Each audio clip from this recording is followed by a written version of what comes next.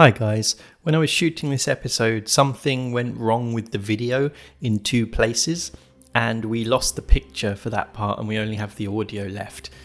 So when you get to those bits, just imagine you're listening to a podcast and it'll be fine.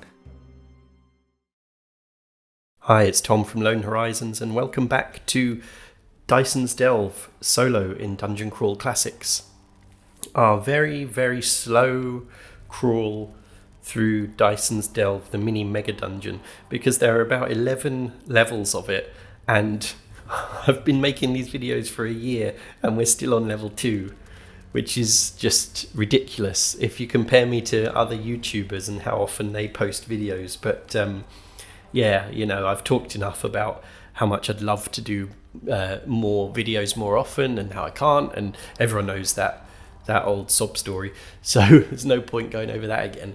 But I do really love that so many people are commenting on the videos and liking them, and I just like hearing your thoughts on how it's going. And actually, on that note, someone called crapphone7744 the other day commented, "Would increasing a stat by 1 be an unreasonable wish? I don't think so, but just a thought. For the blade of, the luck blade that Maldivius found on that hobgoblin last time in the fight, the battle axe that grants 3 wishes, I think that's a really good idea." I said in my reply, it wouldn't be a game-breaking wish. I think that's a great wish for him to make. And so he could do that right now, right? Maldivius could wish to be stronger or something. Let me get my digital GM screen up and check the table of modifiers. Okay, so Maldivius, the warrior, his strength is currently 11, and that's a shame. You only get a +1 bonus once your strength is 13. Well, he could wish for a +2 bonus, couldn't he? But that, I don't know. That seems like quite a big wish. A +2 bonus to his strength. I mean, not his modifier. I don't know. Then we've got stamina. He could wish to have higher stamina though, because then that will help him with his hit points, won't it? Because his stamina is 12, and if he had 13 stamina, he would get an extra hit point that we could apply retroactively to his level, like to his level up from 0 to 1. So we could do that. I think strength would be more useful for him to increase. Well, why don't we say he wishes to be stronger, and that's what he wishes, and he doesn't know. We don't know if it's going to be strength or stamina that goes up. I like the idea of that. So we will leave it up to the gods to decide, the chaos gods, who are the creators of the luck blade, I'm guessing. Here's my D2 that I made a while ago, and we'll roll that. If it's a 1, he will get +1 to his strength and no change to his modifier. If it's a 2, he'll get +1 to his stamina, which will give him a +1 modifier finally for his stamina. It's a 1, okay, so his strength goes up to 12. But remember, I said ages and ages ago in this series that when a character levels up, we're going to do what John from Tale of the Manticore does in his games and roll a d6 for each stat. And if it's a 6, it goes up by 1, because we do have some really, really piss poor stats for our guys in this game. And I think that would help them out a lot. No change to his modifiers and everything. The other little bit of bookkeeping we have to do is I never did the experience points for that last battle. It was going to be 4 XP, and actually saying that, I'm giving them the maximum of 4 for each encounter on level 2, because we need to get them leveling. We need to make sure that they level up at the same rate that they would if they were playing this in like OD&D or Old School Essentials or something, because the next level is actually for level 2 characters.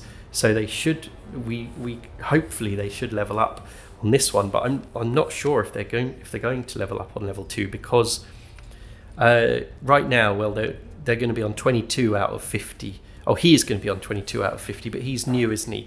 So the others are currently on 33. So that will go up to 37 out of 50. Okay, so they're getting there. I don't know, off the top of my head, I can't do the maths, but hopefully they're going to get there either before leaving level 2 or soon after arriving at level 3 of the dungeon. There is, I've just realised though, this section of caves here on level 2 that they haven't discovered yet. There isn't actually a way to enter these caves on level 2. Only there's stairs down there and stairs up there. So they could get there from level 1 to there, or they could get there from level 3 to there. So they're not going to actually find these caves while they're exploring level 2. That's interesting. And other than that, there's stairs down to level 3 there. So there's only one way to get to level 3 from here. So they're, well, I should have been using the big map, shouldn't I? So it's easier for you to see. So they're currently in room 6. Let's give them their XP. So Maldivius will be on 22 out of 50. He's nearly halfway to level 2. So he is definitely going to be lagging behind once they get to the much tougher level 3 of the dungeon. Heaver will be on 37 out of 50. Groban will be, I think they've all got the same amount of XP. He'll be on 37. Orsiet, 37. Oops, I can't draw a 7. There we go. That is all of them, right? Yeah, because Myrtle the Turtle, he doesn't level up.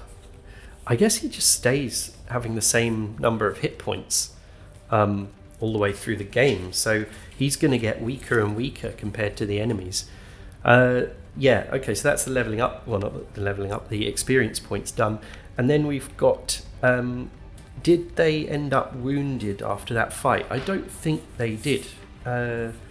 Maldivius is on 10 hit point. No, 6 hit points out of a maximum of 6.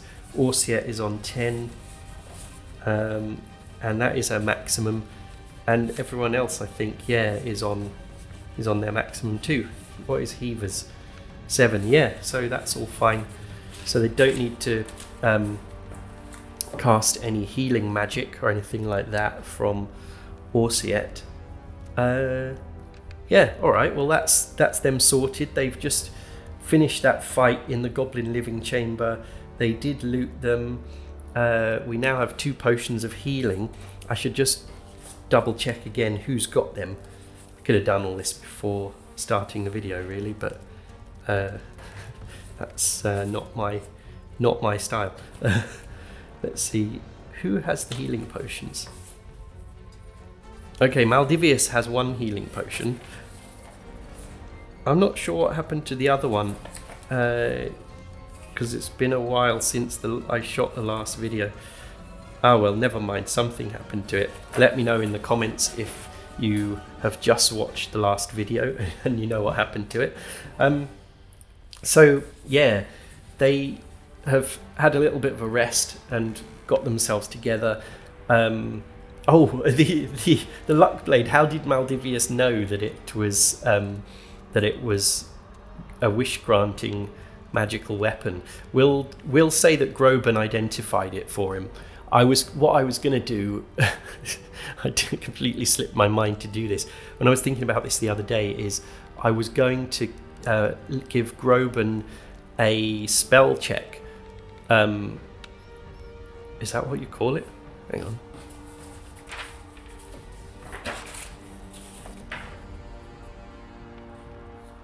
Yeah, spell check. I just thought, I was thinking of like spell checking in Microsoft Word. It sounded like the wrong word. So I was thinking of giving him like a spell check of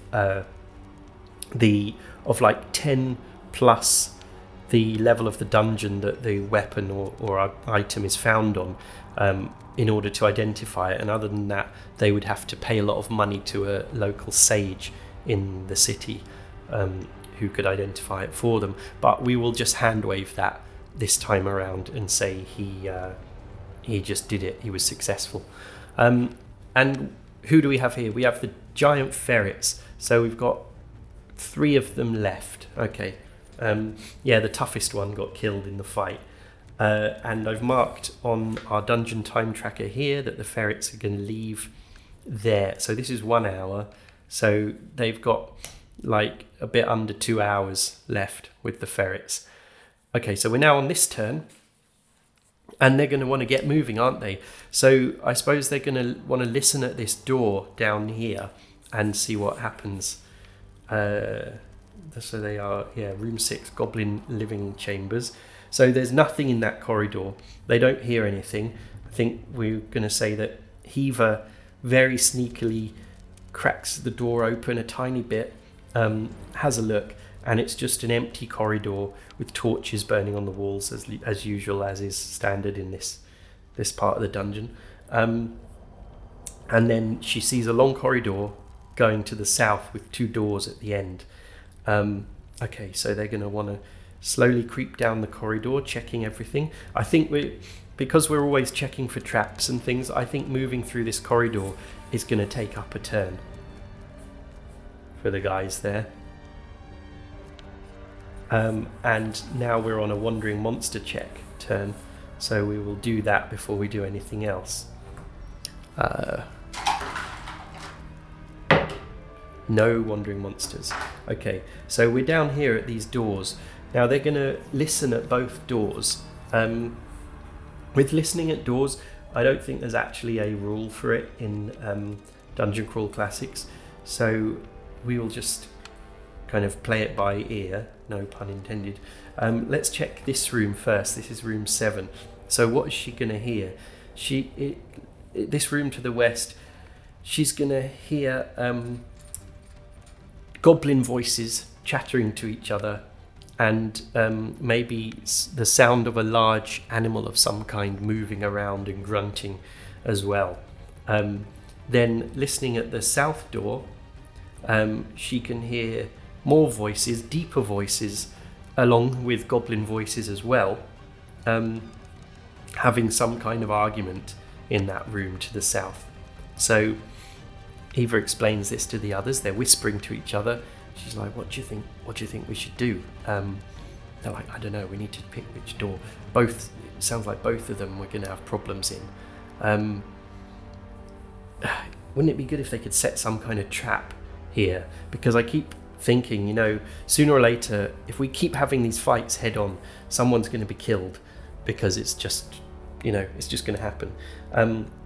And we did set a trap for some hobgoblins on level 1, I think. I can't remember what we did now. But I don't think we've really got anything on us in the backpacks that we could use to set any kind of trap, really. We've got an oil flask. Oh, we could pour oil on the floor outside those 2 doors and then make noise and see if anyone comes out and slips over on the oil. That could be something we could do. And then you could even throw a torch on it if we've got a torch. I don't know if we've got a torch to set it on fire.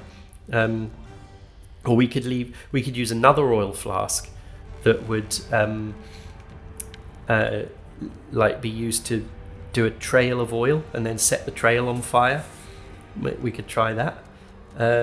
Okay. Yeah, why don't we do that? Because they don't know what they're going to face on the other side. So Maldivius has 1 oil flask.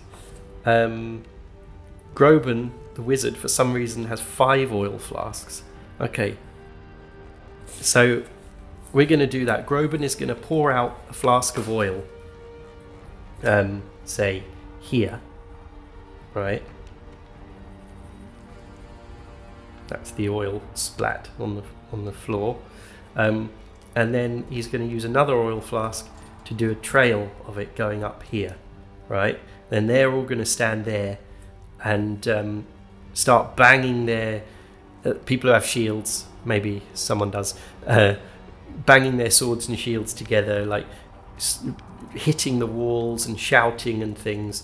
They know that they've cleared out this whole area back here, so they're not worried about that. And then as soon as one of these doors opens and something comes out, they're gonna start this fire. Okay, so that's what we're gonna do. So yeah, they pour out the 2 oil flasks. I'll remove them from the inventory. So Groban now has 3 left, and that means his packed items go down to 9 out of 14. We've got the giant ferrets with us. Where can we put them for maximum effect? Maximum ferret effect. I guess the ferrets can kind of stand between us and the oil. I hope the fire doesn't freak them out. We might need to do some kind of little check just to make sure that doesn't happen. Maybe not a morale check, but just like a 1 in 6 chance or something like that, just to make it fair. And then we will see who comes out of these doors. Okay, so all the banging, clattering and shouting is going on. Let's see. Let's roll a d6, right, for a really simple oracle. And let's say on a 1 to 5, right, everyone is going to come out of these 2 rooms because it's really obvious and loud noise that's going on. On a 6, nothing happens. A 5, okay. So both doors open. Which door opens first and who comes out first? On a 1 to 3, it's the west door. On a 4 to 6, it's the south door. Okay, so the west door opens, and so through the west door there are 2 goblin rat catchers living there, and they have a giant ferret that they use for catching the rats in a pen in the southwestern alcove. Alright, so firstly we want to say, do they release the giant ferret from his pen before coming to investigate or not? Or do they just leg it to the door to see what's going on? Why don't we say it's 50-50. On a 1 to 3 they leave the ferret there. On a 4 to 6 they bring the ferret. Or they brought the ferret with them. Okay. So I guess it's going to be a goblin that comes out rather than them shoving the ferret out there. So the goblin comes out here and is standing in the puddle. And what about the other room? I think they're just too slow. So the goblin is gonna come out first and stand in the puddle, and then firstly, I guess when we go into combat, we'll make him do a reflex save to see if he can avoid slipping over. If he doesn't, then he slips over and he's prone. And then at the start of combat, Groban will light, or whoever has the flint and steel will light the trail, and I think it will automatically succeed because it's easy. They've planned this all out. They're waiting there.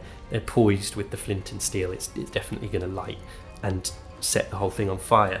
The other thing I want to do is have Heaver hide in shadows before we do this, so that she can sneak attack someone with her crossbow, I think, when the combat starts. So it makes sense for her to hide in the corner. Maybe she hides behind this door, actually. Let's do that. And just checking the rules for hiding, it says hiding at night or in a shaded or dimly lit area is DC 5. The base DC for sneaking down a hallway with moderate cover with chairs, bookcases, crevices, nooks and crannies, etc. is DC 10. She's hiding behind the door, so I think that's giving her cover. That is going to be a DC 5 check. Okay, so she is going to roll a D20 and add 2, and she needs to get 5. Okay, yeah, she easily makes that. She's firmly hidden out of sight behind the door. Okay, so let's get set up for the combat then. Okay, so what's happening is these guys are coming out of the door. The first one is going to make a reflex save to trip on the oil. We could even do it for the second one as well, because I just imagine like the door flying open, and they're only goblins, they're quite dumb. They just throw themselves out into the danger without even thinking, I think. So maybe we'll do maybe we'll apply this to both of them. Have them do their reflex saves to see if they go prone in the oil or not. And I think I'm happy to say that we're ambushing them, so we will get surprise on them, because they're not expecting the oil and everything. So what do we need to do? We need to do a goblin reflex save. So what is that? Saving throws, reflex +1. Okay. So the first one, what is the difficulty going to be of it? Shall we just say 12, just off the top of my head as a kind of, just to get the ball rolling? Okay, so he needs to get a 12 and he gets a +1 to this roll. No, he doesn't make it. He slips over. And we'll do the same for the second goblin. He slips over as well. So they both, let's put them kind of upside down to show that they're prone. And they slip over in the puddle of oil. And we get first turn because we're ambushing them. I'm sort of doing doing rulings, not rules. Because I think I want to keep the combat flowing and not spend ages kind of looking things up in the rulebook every single time. So with that in mind, let's have our turn. The first thing that's going to happen is I didn't even roll for initiative or anything, but because it's our round first, we'll say Groban is going to light the oil. All right. And it's definitely going to catch fire. It sets them both on fire, which does 1d6 damage to them, and then it burns for 1d6 rounds, and each of those rounds they need to make a reflex save to put the fire out, or they die. They don't die. I wasn't thinking when I said that. They take another d6 of damage, but they're goblins, so they would probably die anyway. All right, so these two rat catchers. Oh, okay. The first one has 3 hit points, the second one has 1 hit point. Okay, so the first one is going to take a d6 of hit points damage, 4, so he killed straight away. Okay, that's a good start. Let's take him off the board. And then the second one is going to take d6. Oh, he obviously dies because he's got 1 hit point. Okay, so they are dead, and the fire is going to burn in just outside the door for this many rounds. 2, okay. So the next 2 rounds after this one, the fire will be there, really blocking the way out for the giant ferret and for the other creatures which are going to come through the door in the second round of combat. Okay, so I guess now we should roll for initiative. I don't think the ferret, if we look at the map, right, I don't think we can attack the ferret this round because, move him out of the way, because the ferret is coming from here, right? He comes through this room, he's stuck behind the goblins in here, and then this whole bit is on fire. He's not going to run into the fire, and we're all up here, so we can't really, I don't think we can shoot crossbows at him and things like that. I think we can't even see him, to be fair, on him. So what will we do? I think we're going to go to the next round, and then the door is going to open and the creatures in the southern room are going to reveal themselves. Okay, so here we go. The southern door opens and the hobgoblin boss and his bodyguard come out. Well, they peer through the door, I think, over the flames right outside the door. And with them they have 2 goblin advisors, and then a wounded goblin who comes from, where did he come from? From room 6. Oh, the goblin living chamber. Yeah, one of the goblins ran away through that door to the south, and he ran back to the boss, and he was in the middle of being told off by the hobgoblin boss for, letting us just rampage through the whole place, killing all of his men. So I've rolled up initiative. There's 14 people in this fight. It's crazy. It's another crazy, mad, big fight. I hope we can do this. I hope we're going to be successful. Okay, so I guess we'll just get on with it. Let's put a little counter up here. So firstly, Ferret 3 is going to attack. He's one of ours. But what can he do? He can't run through the fire. There's basically flames here for 2 rounds. We need some kind of fire counter as well, don't we? So let's put it here. So this is the first of the rounds where the fire is burning. So I suppose no one with anyone who doesn't have ranged weapons isn't going to be able to do anything.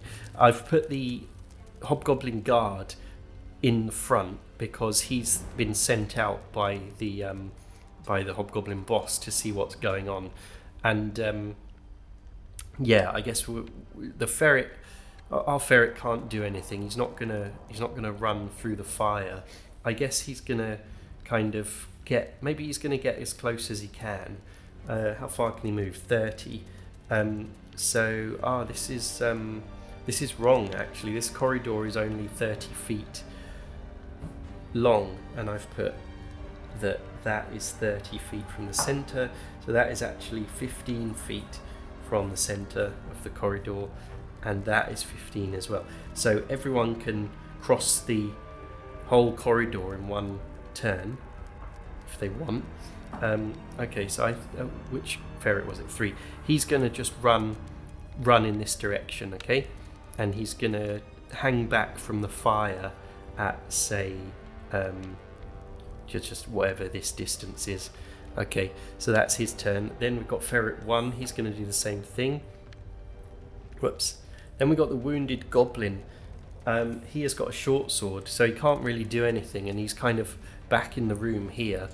Nothing's going to happen there.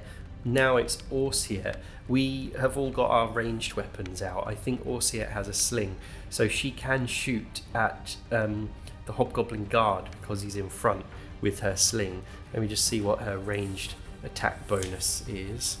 Let's see. Sling does 1d4, missile attack bonus plus 0, and 1d4 damage. Alright, so let's see. The Hobgoblin Guard, his armor class is 14, I think. It's a standard Hobgoblin. He's wearing scale mail. So yeah, she hits and does a d4 of damage. That is good. 1. Okay, so that Hobgoblin Guard is now down to 4 hit points. And we're going to put Orsiet's bullets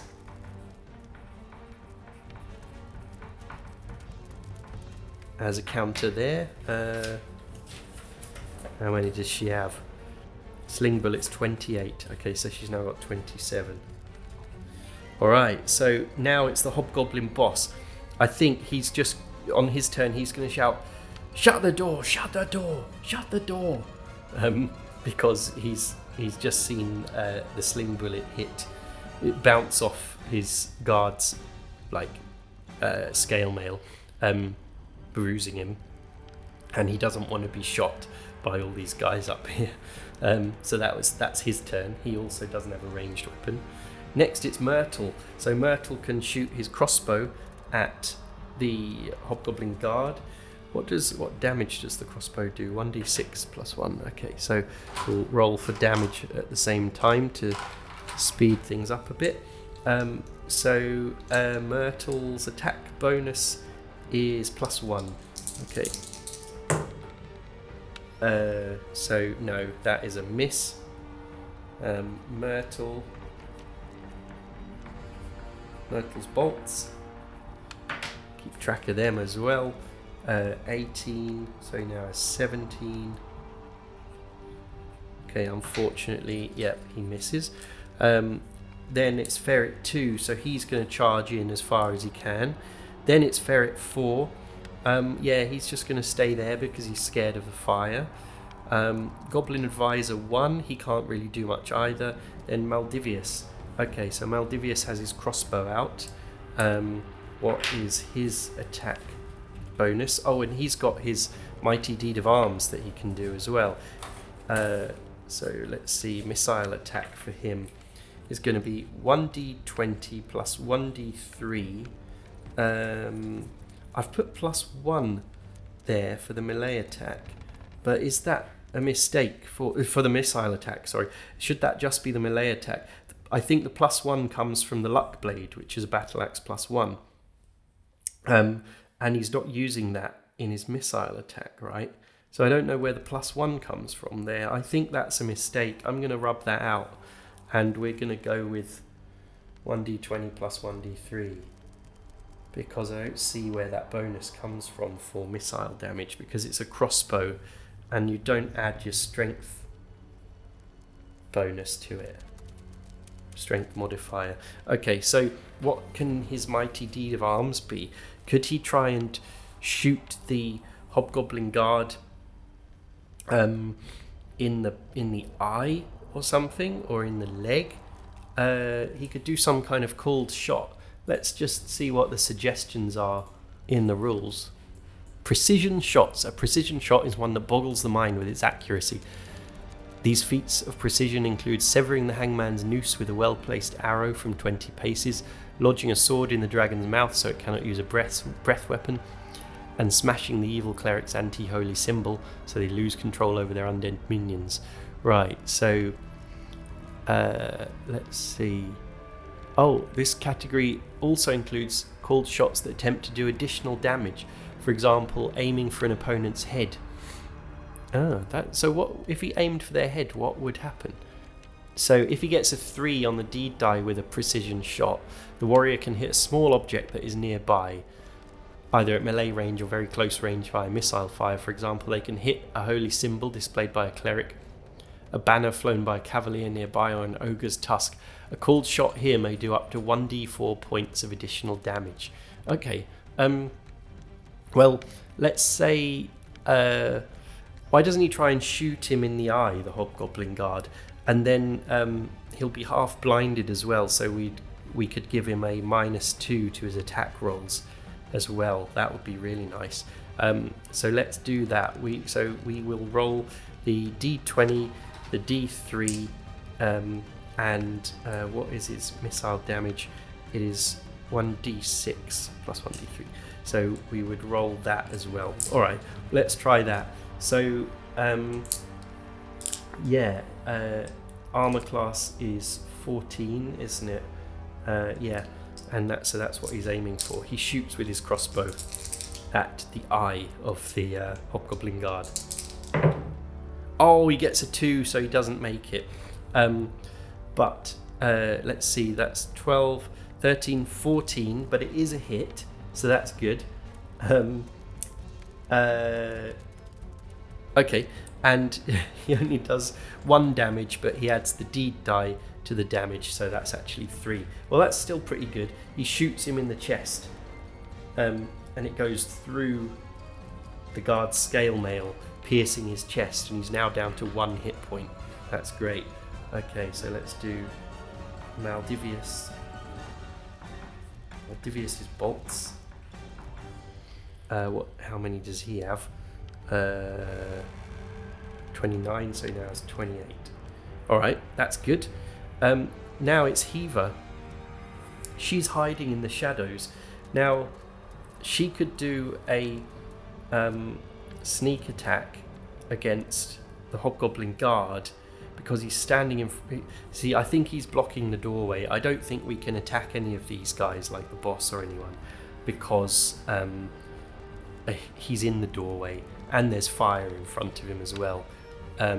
So I don't think she can actually do that. So I think she's going to stay hiding where she is until she can get a better shot, because she can see that the Hobgoblin's really wounded. Basically, I just don't want to waste her sneak attack, which gets an automatic critical hit on an enemy that has 1 hit point left, because it's just a massive waste, isn't it? So she is going to stay hidden where she is. Alright, it's now the Hobgoblin's guard's turn, and I think he's going to do what the boss told him and slam the door shut. So the door closes, The fire is still burning. Groban has his turn. Does he want to cast a spell?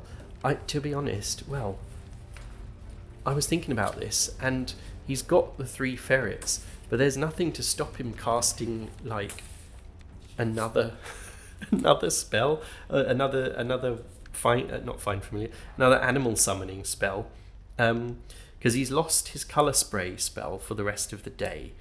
But he still has animal summoning. What else does he have? He's got the giant hawk feather, but we can't really summon a giant hawk in this corridor. It's just going to be... It won't be able to move. He's got the giant ferret tooth. He's got badger fur. Well, he could summon some badgers.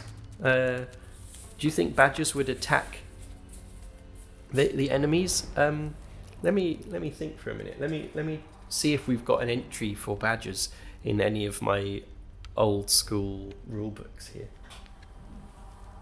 I've just had a quick look, and I can't really find any badgers in any rule book that I've got. There must be badgers in some RPG. If you know of one, let me know, and we'll have a look next time.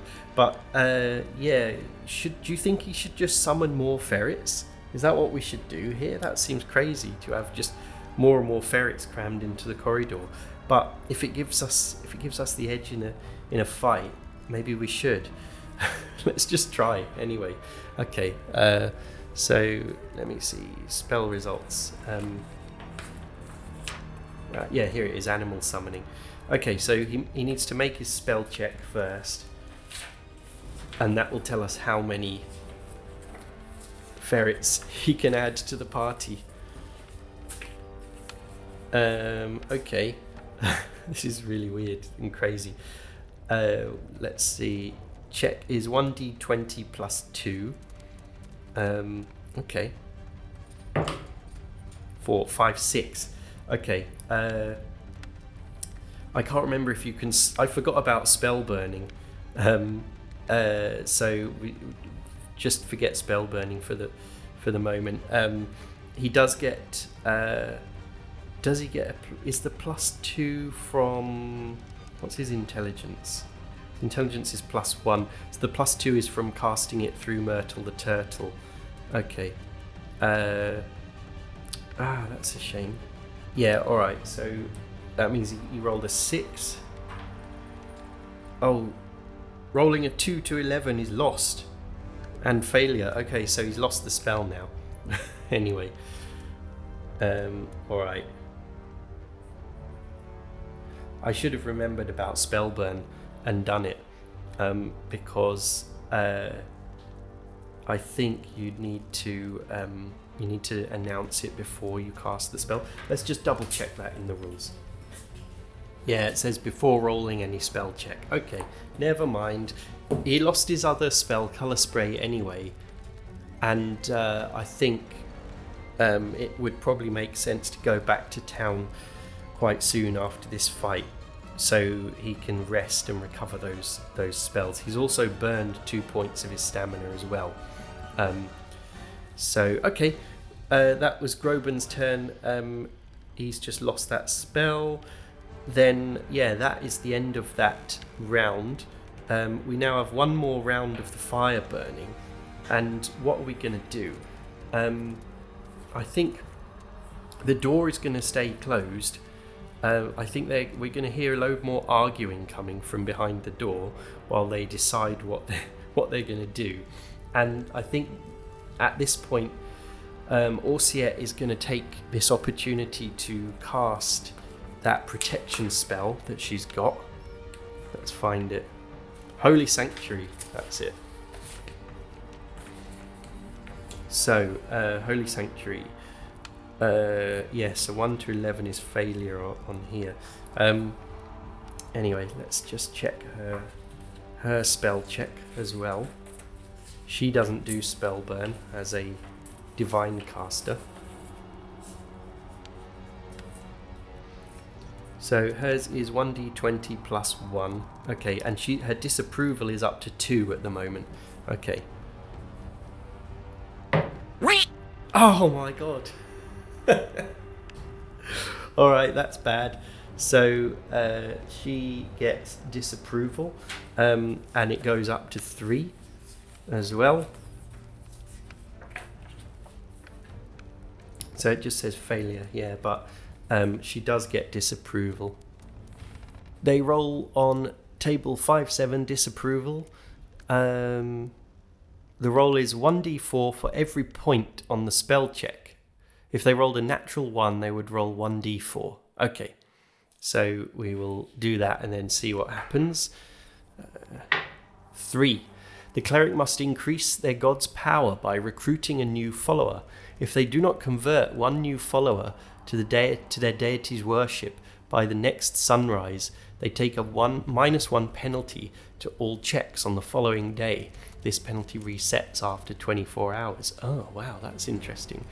So, I think what happens is Klazath, god of war, basically, while this door is closed and nothing's happening with the enemies, there's a massive sound of a kind of thunderclap and lightning strike from above the ceiling of the room that they're in, and she hears the voice of Klazath. Orsiat, you pathetic worm! How dare you call on me for such a trivial matter? I have seen you win far more challenging combats than this. If you wish to regain my favor, convert one new follower to our religion by sunrise tomorrow, or I will be very, very cross. Okay, and everyone looks shaken at this because they've never been spoken to by a god before. Everyone heard this announcement, and Orsiet hangs her head in shame. So she needs to, by the next sunrise, recruit a new follower. Okay, it's still the morning right now, so I think if they can go back to town after this fight, and she can start doing that, she can start kind of approaching people in the town. We'll do a skill check for her to do that, and hopefully that will solve the problem. Otherwise, she's going to get a -1 penalty to all checks, not just spell checks, on the following day.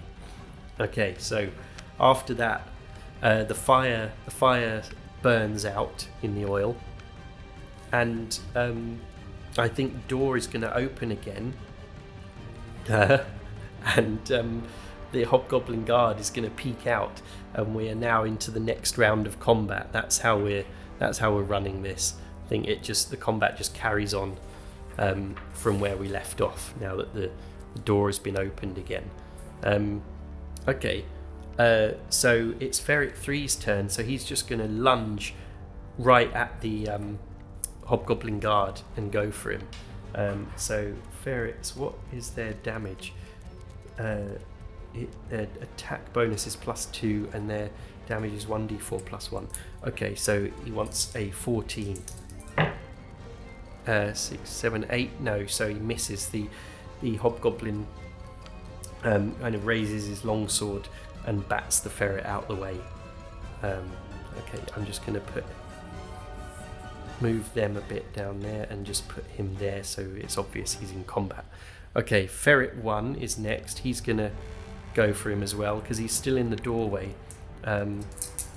Do the same thing. No, that is terrible as well. Remember, the ferrets always roll really badly in this. The Wounded Goblin. So, is he going to come out? He's wounded. I think we could roll for this. I think because he's wounded and he already retreated, I think it's very unlikely that he's going to join in the fight. So let's say on a 6 he's going to come out and join in. A 6! Wow, he's really brave. He just raises his short sword and charges at Ferret 3. I think that's what's going to happen. So he comes out and attacks Ferret 3. So Goblin's attack bonus is -1, and he does d6 -1 damage. That is a really bad roll. What's the giant ferret's armor class? 13. Okay, so the ferret dodges out the way of him. Okay, next it's Orsiet. She still has her crossbow, her sling out, but she would now be firing into melee. So I think she's just going to run over and join in the fight, because switching to her Warhammer, because she wants to prove to Klazath, God of War, that she's got what it takes to serve him in battle. So she is going to attack the Hobgoblin Guard. She wants a 14, and she has a +0 attack bonus and D8 damage.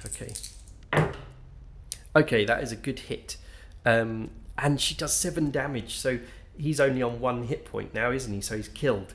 Great, that is really good. Okay, he is dead. Hobgoblin Guard. Right, yeah. So she just charges up to him and cracks him over the head with the Warhammer, and he just goes down like a sack of potatoes instantly, not even making any noise. Okay, that was Orsiet. Now it's the Hobgoblin boss. Okay, I think he is gonna definitely come out and wade into the fight. Orsiet is right there, so I think he's gonna go for her. Yes, what does he do? He is like statted as a Hobgoblin, and he has a Warhammer and 8 hit points. Okay, so he gets attack bonus of +2. That's really good, isn't it? And 1d8 +2 damage. Wow, that's crazy. Okay, right, and Orsiet's armor class, it's 15. Okay, no, she raises her Warhammer, and the two Warhammers clang into each other, and the hit fails. The attack fails. Okay, Myrtle. Should he shoot into melee? I don't think he should. I think he's going to kind of hang back for this fight and wait to see what happens. So then Ferret 2. Ferret 2 is here. This goblin is out in the corridor. He is in the doorway. Is he in the doorway? I think he's outside the doorway, standing in the burned patch of oil. So Ferret 2 is going to attack the goblin. Goblin's armor class is 10. Okay. Yeah, that is a really good hit, actually. Doing 4 damage to the goblin that had 1 hit point. So he is killed. That's really good. Yeah, the ferret just jumps up and bites the goblin's throat out, which is the standard way that ferrets kill people.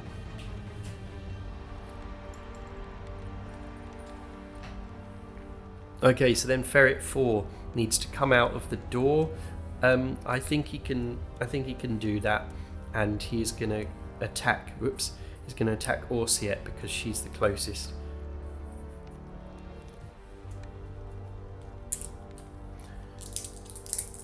Her armor class is 15. Okay. Okay, it hits, and it does 4 damage to her. Oh dear. Okay. So she's down to 6 hit points. Right, that is bad. Then Goblin Advisor, the first Goblin Advisor, is he gonna? Oh, this is. I didn't realize everyone else has to wait so long to have their turn. Okay, yeah, I think the Goblin Advisor is gonna pile on as well. Let's put him like there. So he is gonna attack her as well. He has a -1 attack bonus though, so he misses. She raises her warhammer and parries the blow. Now it's Maldivius. Now I think he needs to charge in with the luck blade and join in the fight. He's not going to shoot the crossbow from over there. He's going to charge in, and I think he's going to go for the hobgoblin boss and attack him, not the little goblin. Now what can he do? Can he try and knock him over? Yes, he can knock an enemy off balance on a roll of a 3. The enemy gets a reflex save against the warrior's attack roll. Failure means they are knocked prone and must spend its next attack action standing up. Okay, right, so he's going to do that. So he rolls these 2, and what damage does he do with the luck blade? He does 1d10 damage. That's good. Plus the D3. Great. Okay. So let's see if he can get this deed done. Okay. So 11. The deed fails. 11, 12, 13. Plus 1 is 14. So he does hit.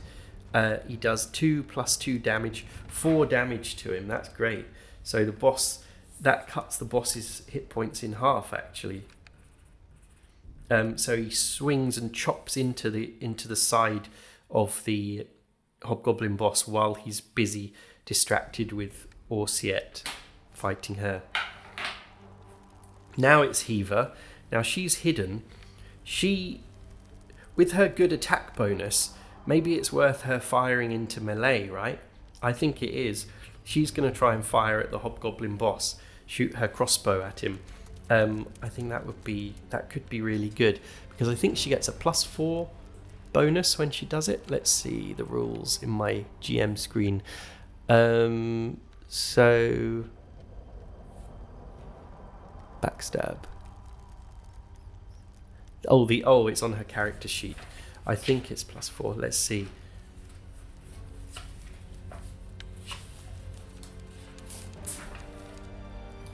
Backstab +3. Okay.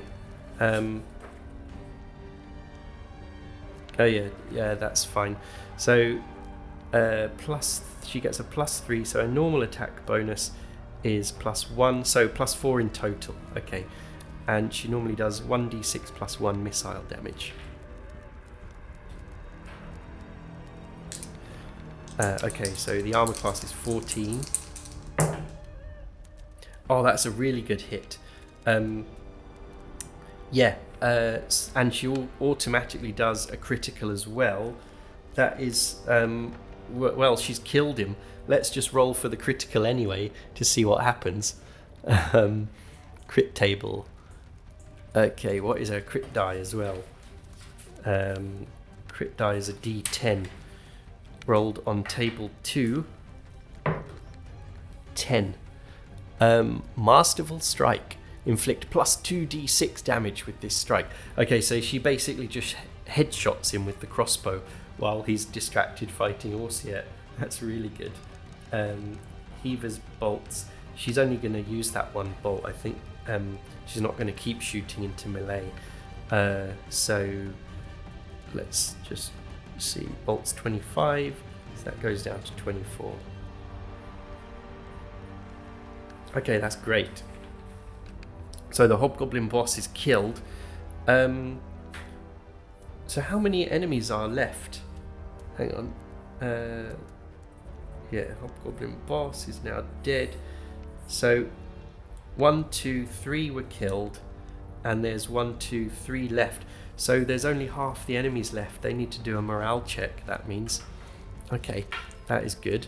Alright, next it's Groban. I got to cross off the people who've been killed. The hobgoblin boss was killed, the hobgoblin guard was killed, and the wounded goblin was killed as well. Okay, so Groban, what can he do? He can shoot into melee, but I don't think he should. Groban has 9 hit points. He could go in and fight the goblins or the ferret.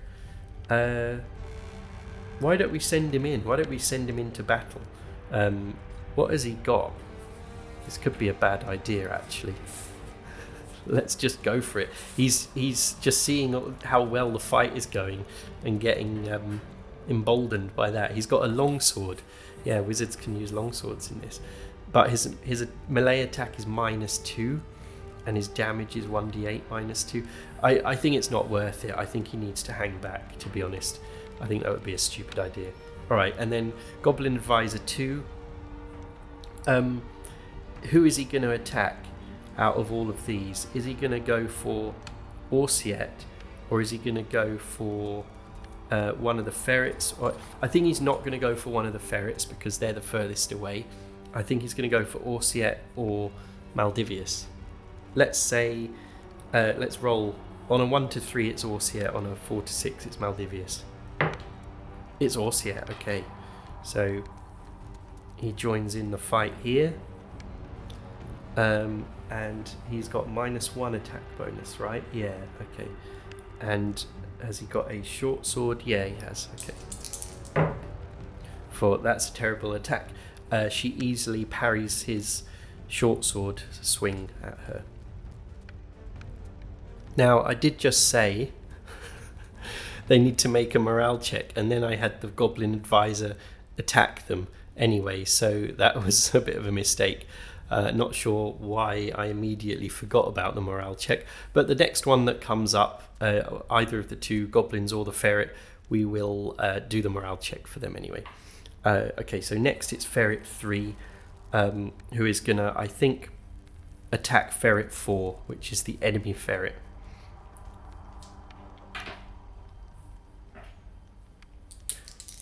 So the armor class is 13, and they get +2. Okay, no, that is a miss in the ferret battle. Next is Ferret 1. I think he's going to go for the same.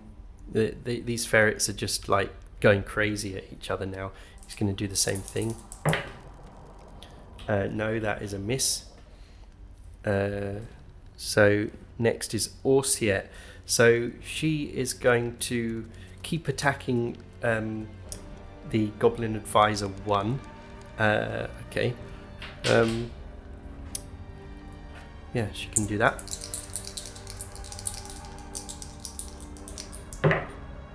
$19, that is a great hit. And she does 1 damage to him. Okay. So he is now on 3 hit points. Next is Myrtle. He's not going to do anything. Myrtle and Groban are going to hang back. Next is Ferret 2. Okay, so I'm ruling that there's enough space down the end of this corridor, because we're not doing grid-based combat in this, for them to all fight each other. Yes, that is a hit. And what does it do? 1d4 plus 1. It does 2 damage to the ferret. Okay, where is that giant ferret? Here. Oh, it's really tough. So it's now down to 6 out of 8 hit points. Okay. But now, Ferret 4, it needs to make a morale check. So it needs to get an 11. And it adds its will save, which is -1 actually. Okay, so it needs to get an 11 on here. Right, it makes the check. Okay, so it's going to carry on fighting. Next is Goblin Advisor 1, so he's going to do it as well. What's his will save? -2. Okay. Right, he fails. So he needs to flee. But there's nowhere for him to go, is there? Hang on.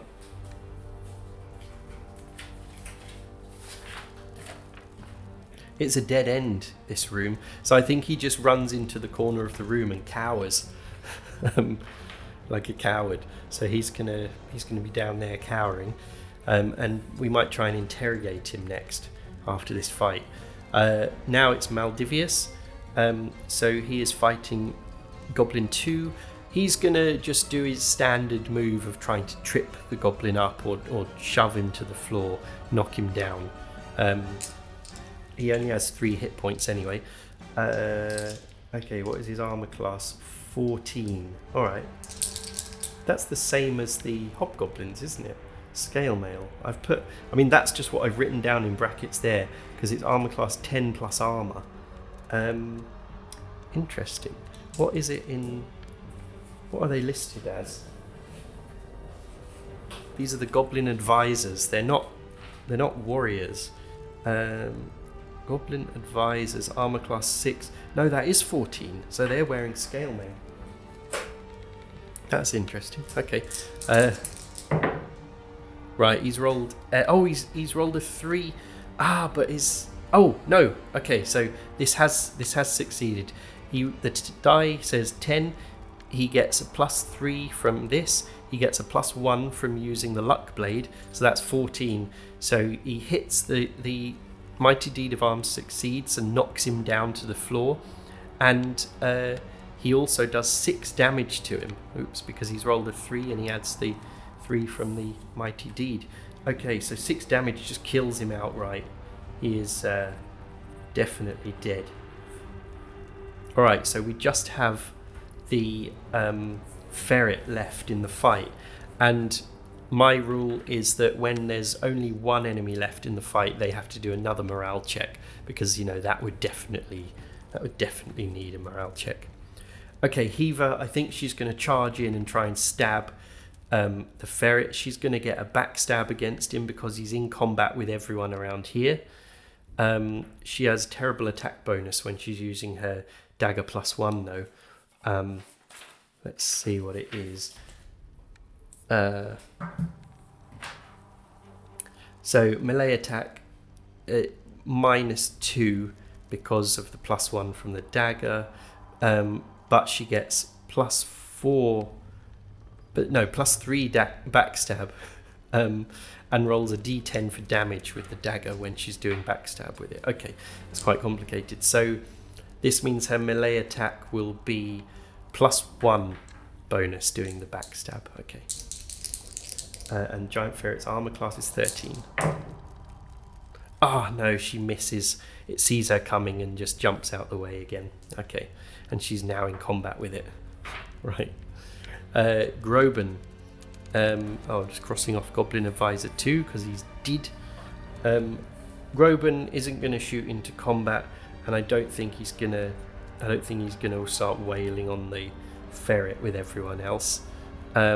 So now it's Ferret 3 is going to attack as usual. That is a miss. Okay, so Ferret 1 is going to do the same. 10, 11, 12, that is a miss as well. Then Orsiet, she is going to attack. 4, no, that's a miss. Myrtle the turtle isn't going to do anything. Ferret 2 is going to attack. Oh, that's a good hit. Yeah, that's a hit. And what is his damage bonus again? It is +1. So that's 2 damage on the giant ferret. So he's now down to half his health. Now it's him. Okay, so he needs to do another morale check. So his will save is -1 and he needs an 11. Oh, he's failed. Okay, so I think because the ferret is out here in the room, he is going to flee. That means everyone engaged in combat with him gets a free attack against him. Should we bother doing it? Either he lives and escapes or he dies. Let's just do it anyway. So we'll just roll all the dice at once. So let's do the 3 ferrets attacking him first.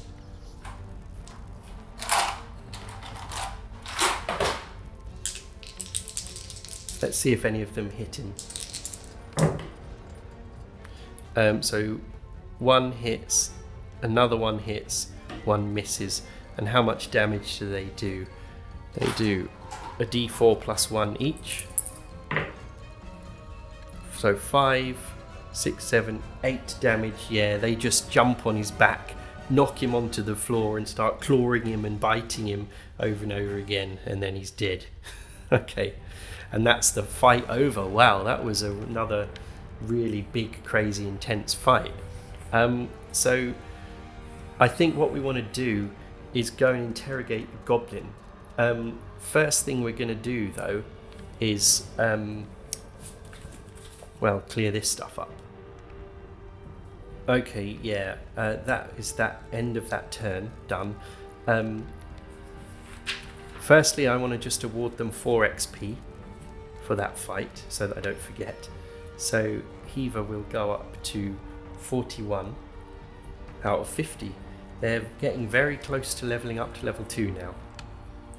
Orsiet goes up to 41 as well.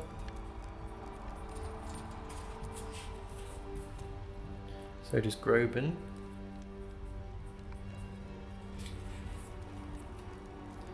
Maldivius goes up to 26 out of 50.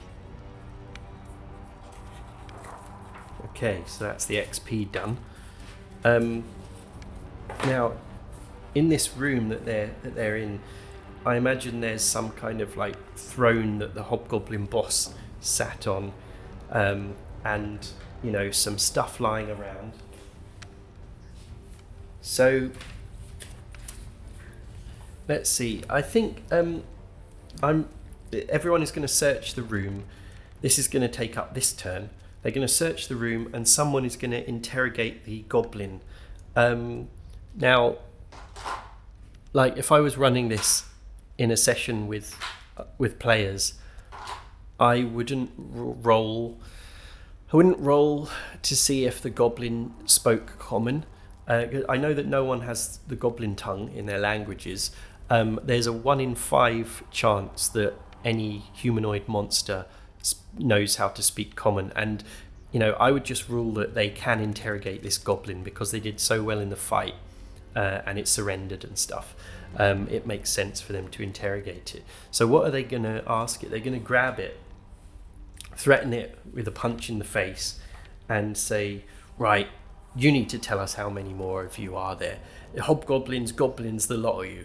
What is this place? How far down does it go?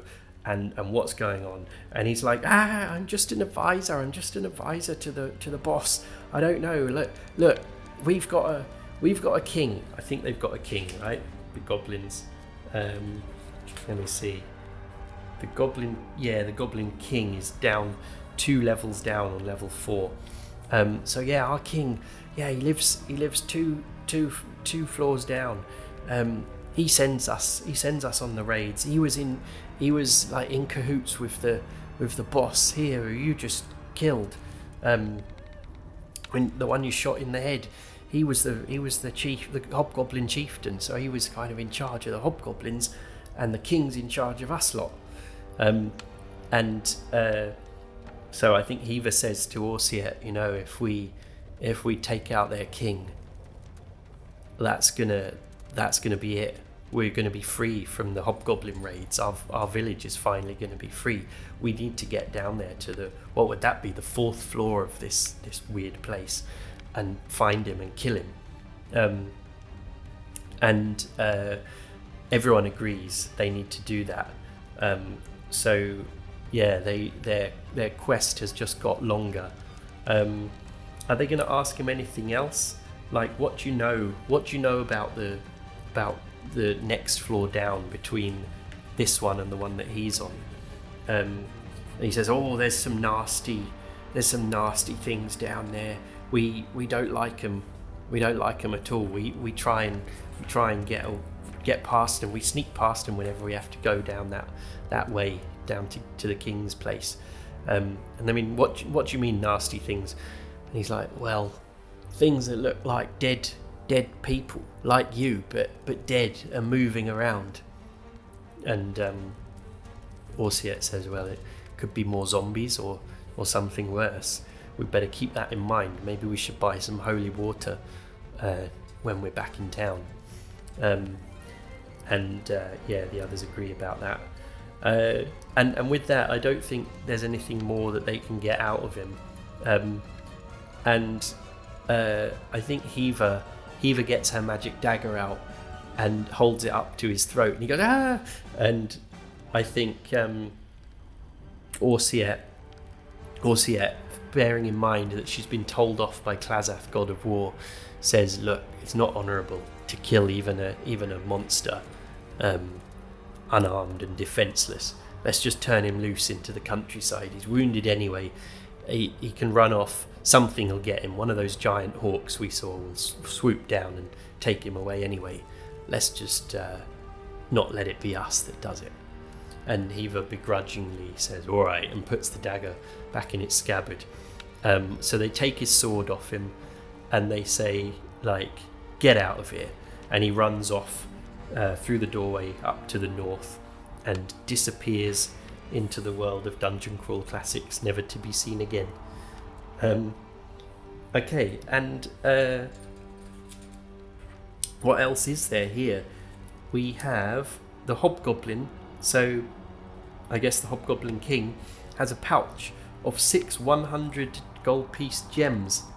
And the goblins are wearing a set of silver braces worth 800 gold pieces and a jeweled golden torque.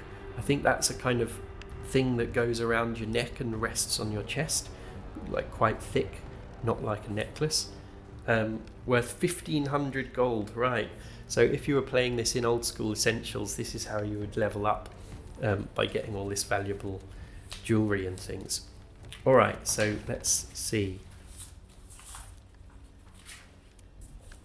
Who is carrying the least amount of stuff? Maldivius can carry quite a lot of things. He's got a necklace that he's carrying. Groban has loads of stuff in his backpack. Orsiet can't carry anymore. What has she got? She's got iron spikes and things that we never use, and a crowbar and things. I don't know if we really need all that stuff. And then Heaver can't carry anymore either. Okay, so it looks like Maldivius is going to be the one carrying this stuff.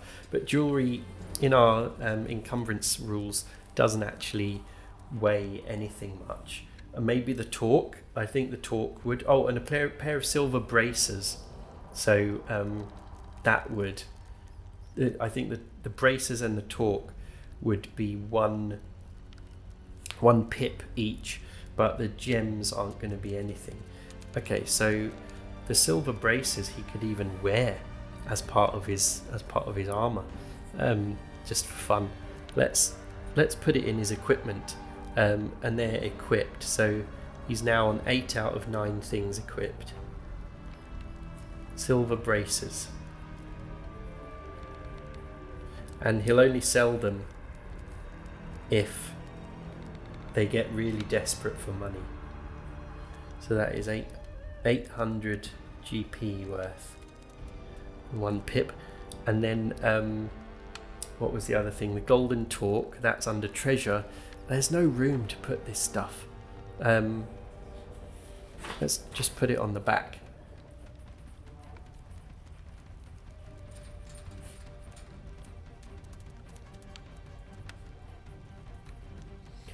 Golden torque, and it's jeweled as well. 1500 GP. That's 1 pip. But he's not wearing that one. That is packed in his backpack.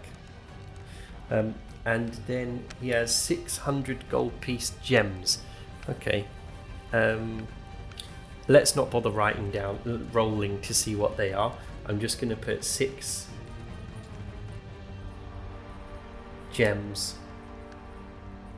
100 GP each, and it doesn't take up any space in his backpack. Okay, so that is great. So I think doing all of that, the interrogation and the looting, was another turn has gone by, and the next turn they need to take a rest and check for wandering monsters, and then so basically they can't do anything in that turn. And then in this turn, I think they've killed the leader of the hobgoblins.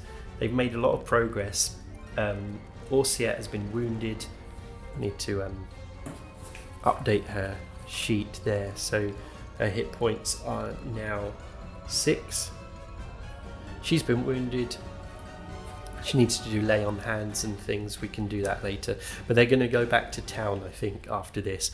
What I'll do is I will just do a wandering monster check. Nothing. Okay, great. So that means we can cross off the rest turn. And yeah, next time, in the next episode, we're going to make our way back through the dungeon outside to go home. They might go to the city and try and get a good price on some of that jewelry and things that they've looted. Alright, so thanks again for watching, and I will see you in the next episode.